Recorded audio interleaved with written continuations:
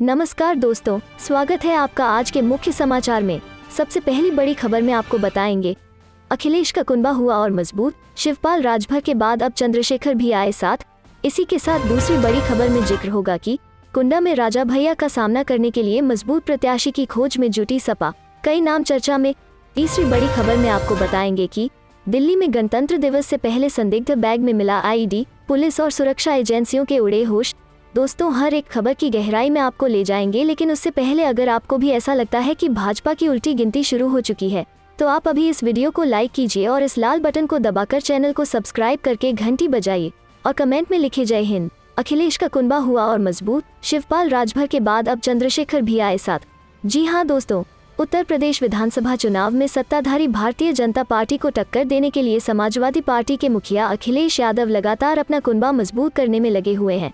यही वजह है कि वो लगातार अधिक से अधिक क्षेत्रीय पार्टियों के साथ गठबंधन कर रहे हैं और भाजपा को कड़ी टक्कर देने की स्क्रिप्ट लिख रहे हैं। नए सहयोगियों को साथ लाने की कोशिशों में अब एक नाम चंद्रशेखर आजाद का भी जुड़ने वाला है। भीम आर्मी चीफ और आजाद समाज पार्टी के मुखिया चंद्रशेखर आजाद आज अखिलेश यादव से मुलाकात कर सकते हैं। सूत्रों की माने तो चंद्रशेखर आजाद की पार्टी समाजवादी पार्टी के साथ गठबंधन कर एक सीट पर चुनावी मैदान में उतरेगी। मिल रही जानकारी के मुताबिक चंद्रशेखर आजाद की अखिलेश यादव से जो बात हुई है, उसमें उन्हें दलित चेहरे के रूप में चुनावी मैदान में उतारा जा सकता है। सूत्रों की माने तो चंद्रशेखर रावण लखनऊ में ही मौजूद हैं और वो अखिलेश यादव से मुलाकात कर गठबंधन का ऐलान कर सकते हैं। अभी जो जानकारी सामने आई है, उसके मुताबिक समाजवादी पार्टी चंद्रशेखर आजाद की आजाद समाज पार्टी को एक सीट दे सकती है। इस तरह से देखा जाए तो शिवपाल राजभर समेत कई दिग्गजों के बाद चंद्रशेखर आजाद के अखिलेश यादव के साथ आने से सपा के नेतृत्व में बना यह गठबंधन भाजपा को मजबूत टक्कर दे सकता है। सूत्रों की माने तो चंद्रशेखर आजाद की पार्टी का सहारनपुर, बिजनौर, बुलंदशहर और हाथरस जिलों में अच्छा खासा प्रभाव माना जाता है। ऐसे में अगर चंद्रशेखर खुद मैदान में उतरते हैं तो वे बसपा के पारंपरिक वोट बैंक में सेंध लगा सकते हैं। चंद्रशेखर आजाद का युवाओं में काफी क्रेज है। हालांकि अब देखने वाली बात यह होगी कि सपा के साथ किस तरह से गठबंधन होता है। आज लखनऊ में समाजवादी पार्टी प्रेस कॉन्फ्रेंस करने वाली है और माना जा रहा है कि इसमें सीटों के बंटवारे पर ऐलान हो सकता है। चलते हैं अगली खबर की तरफ। कुंडा में राजा भैया का सामना करने के लिए मजबूत प्रत्याशी की खोज में जुटी सपा, कई नाम चर्चा में। जी हाँ दोस्तों, प्रतापगढ़ में कुंडा से लगातार 5 बार से विधायक बाहुबली राजा भैया के सामने मजबूत प्रत्याशी उतारने के लिए समाजवादी पार्टी ने कमर कस ली है। इसके लिए कई नामों पर विचार किया जा रहा है। पिछले 2 चुनाव से सपा कुंडा में रघुराज प्रताप सिंह राजा भैया और बाबागंज में उनके समर्थक प्रत्याशी विनोद सरोज को समर्थन दे रही है। इस बार सपा इन दोनों सीटों पर दमदार प्रत्याशी उतारकर राजा भैया को टक्कर देने का मन बना रही है। विधानसभा चुनाव का बिगुल बजने के साथ ही सपा ने सियासी संग्राम में उतरने के लिए कमर कस ली है। पार्टी को 2017 के विधानसभा चुनाव में करारी हार मिली थी।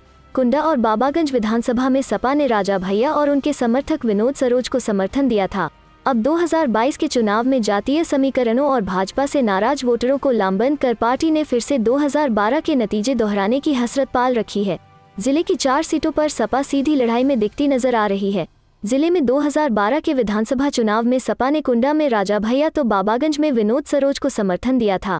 इसके अलावा रामपुर खास, विश्वनाथगंज, पट्टी, रानीगंज व सदर से अपने प्रत्याशी उतारे थे। इस चुनाव में मतदाताओं ने सदर, रानीगंज, विश्वनाथगंज व पट्टी की सीट सपा की झोली में डाली थी। रामपुर खास में कांग्रेस को जीत मिली थी। 2017 के चुनाव में सपा को निराशा हाथ लगी थी। चलते हैं अगली खबर की तरफ। दिल्ली में गणतंत्र दिवस से पहले संदिग्ध बैग में मिला आईडी, पुलिस और सुरक्षा एजेंसियों के उड़े होश। जी हाँ दोस्तों, पूर्वी दिल्ली की गाजीपुर फूल मंडी में शुक्रवार सुबह एक लावारिस बैग मिलने की सूचना मिली, जिसके बाद हड़कंप मच गया। दिल्ली पुलिस कमिश्नर राकेश अस्थाना ने इस संबंध में बताया कि प्राप्त सूचना के मुताबिक एक आईडी बरामद किया गया है। खबरों की माने तो लावारिस बैग मिलने के बाद दिल्ली पुलिस ने बम निरोधक दस्ते को पूर्वी दिल्ली की गाजीपुर फूल मंडी में भेजा। आईडी को निष्क्रिय कर दिया गया है। अभी तक ये पता नहीं चल पाया है कि इसे किसने यहाँ रखा और उसका उद्देश्य इसके पीछे क्या था। पुलिस अभी मामले की जाँच में जुटी हुई है। गणतंत्र दिवस से पहले संदिग्ध बैग में आईडी मिलने से पुलिस प्रशासन सकते में है। सुबह बम की सूचना मिलने के बाद पुलिस अधिकारियों ने पूरे इलाके की घेराबंदी की और मार्केट को खाली करा लिया। पुलिस के साथ ही एनएसजी और आईबी के अधिकारी भी मौके पर पहुंचे। बैग कहां से आया और कौन इसे यहां रखकर गया, इस बारे में पुलिस जांच कर रही है। चलते हैं अगली खबर की तरफ। हरिद्वार माघ मेले से बजेगा उत्तराखंड सरकार के खिलाफ बिगुल, रविवार को प्रयाग में जुटेंगे संत। जी हाँ दोस्तों, प्रयागराज में होने वाले माघ मेले में पहुंचे संतों ने हरिद्वार धर्म संसद मामले में संतों के खिलाफ मुकदमे दर्ज होने पर उत्तराखंड सरकार को चेतावनी दी है। संतों ने प्रयागराज से वीडियो जारी कर कहा कि दर्ज मुकदमे वापस नहीं लिए गए तो उत्तराखंड सरकार के खिलाफ प्रयागराज की धरती से आंदोलन का बिगुल फूंका जाएगा। प्रयागराज माघ मेले में पहुंचे भैरव बाबा ने वीडियो में कहा कि 16 जनवरी को प्रयाग में 10,000 संत और महंत उत्तराखंड सरकार के खिलाफ प्रदर्शन करेंगे। शासन प्रशासन ने कहा कि मुकदमे वापस लिए जाएं। उन्होंने कहा कि प्रयागराज में किसी को भी स्नान करने नहीं दिया जाएगा। वहीं रसिक पीठाधीश्वर महंत जन्मेजय शरण ने कहा कि उत्तराखंड सरकार ने संतों के ऊपर कुठाराघात किया है। उन्होंने कहा कि संतों पर मुकदमा दर्ज करना सरकार को महंगा पड़ेगा।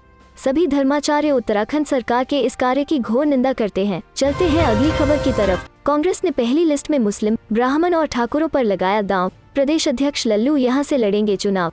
जी हां दोस्तों, उत्तर प्रदेश विधानसभा चुनाव के लिए कांग्रेस ने गुरुवार को अपने उम्मीदवारों की पहली सूची जारी की। इसमें 125 सीटों के उम्मीदवारों के नाम शामिल हैं। कांग्रेस ने इस चुनाव में अपना 40% टिकट महिलाओं को देने का वादा किया है। पहली सूची में कांग्रेस ने अपने इस वादे को निभाया है। इसके साथ ही कांग्रेस ने इस सूची के जरिए जाति और धर्म वर्ग को भी साधने की कोशिश की है।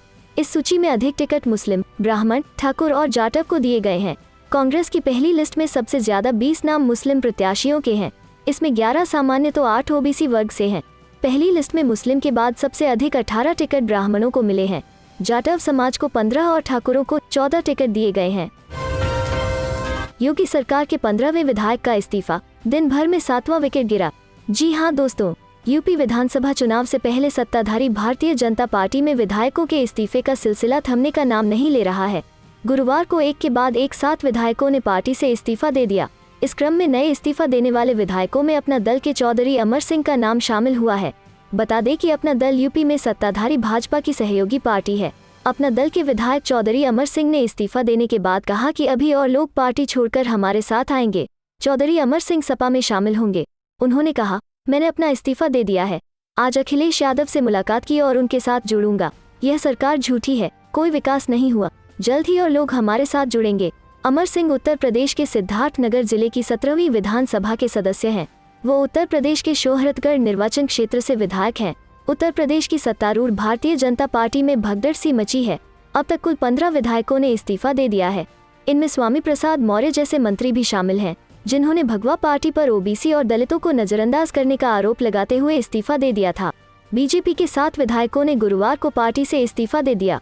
गुरुवार को इस्तीफा देने वाले विधायकों में विनय शाक्य, मुकेश वर्मा का नाम शामिल है। वहीं योगी सरकार में मंत्री रहे धर्मपाल सिंह सैनी ने भी पार्टी से इस्तीफा दे दिया है।